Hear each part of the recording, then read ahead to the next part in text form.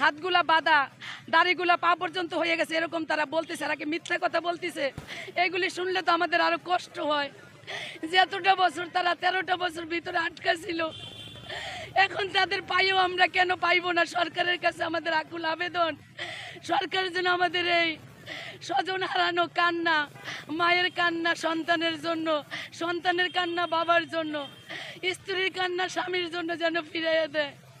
একটা মা জানে যে সন্তান হারানো কতটা বেদনা, একটা স্ত্রী জানে স্বামী হারানো কতটা বেদনা।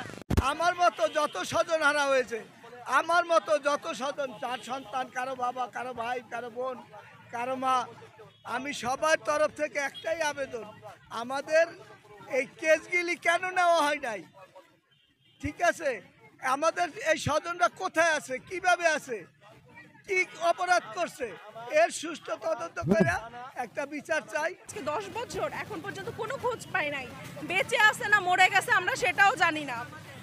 তো এখন যখন আমরা এখানে সন্ধান পাইলাম যে গুম হওয়া মানুষ বের হয়েছে, তো তার জন্য আমরা সবাই এখানে আসছি। এখানে আয়নাঘরের সামনে, ডিজিএফআই ভবনের সামনে আমরা আজকে 4 দিন ধরে এখানে গেছি।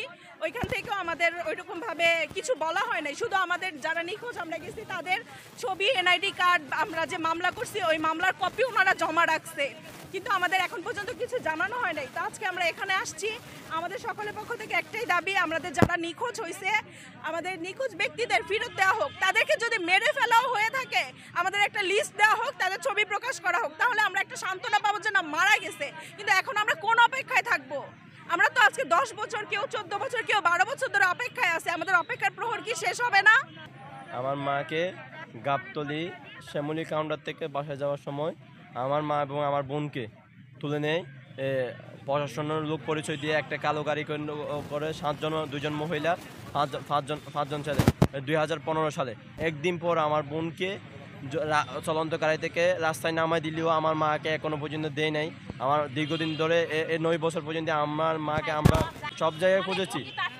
র্যাব, ডিবি অফিস নিয়ে গেছে, আমার আম্মুকে নিয়ে গেছে র্যাবে নিয়ে গেছে আমার আম্মু। রাষ্ট্র সংস্করণ হয়েছে কিন্তু আমরা আমাদের মাকে পাই নাই। আমাদের মাকে ফিরিয়ে দাও। আমরা এখানে সবাই এসেছি শুধু আমাদের স্বজনকে ফিরিয়ে পাওয়ার জন্য। হলে এই লোকগুলো যায় কোথায়? আমার প্রশ্ন এইটাই, এই লোকগুলো কোথায় যায়?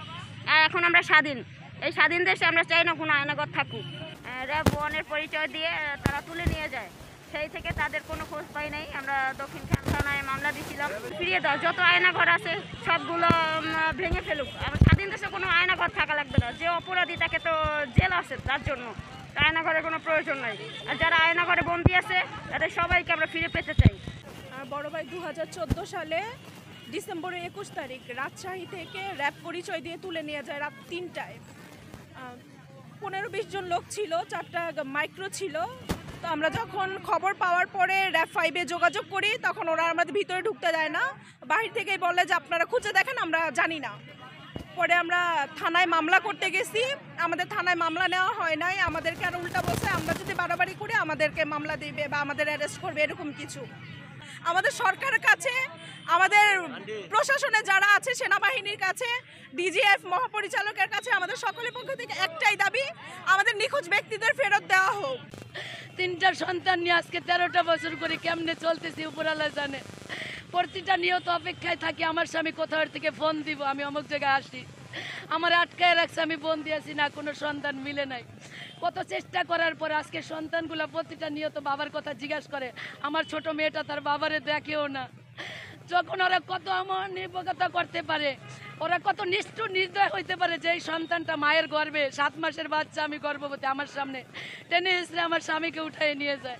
13টা বছর আমার স্বামীকে আমার সামনে থেকে ধরে নিয়ে যায়, ডিবি পরিচয় দিয়া গুলশান থেকে নিয়ে যায়, আমার সামনে টেনে এসে একটা কালো মাইক্রোতে উঠে। তখন আমি পাগলের মতো হইয়া গুলশানে কান্নাকাটি করতে থাকি। তখন একজন বলে থানায় যান। ওসি স্যারের কাছে যখন যায়, ওসি স্যার বিভিন্ন জায়গায় ফোন করে তার কোনো সন্ধান দেয় না। 1টা বাজে না, আমি 12টা বাজে বাসায় ফিরি আমার স্বামীকে ছাড়া।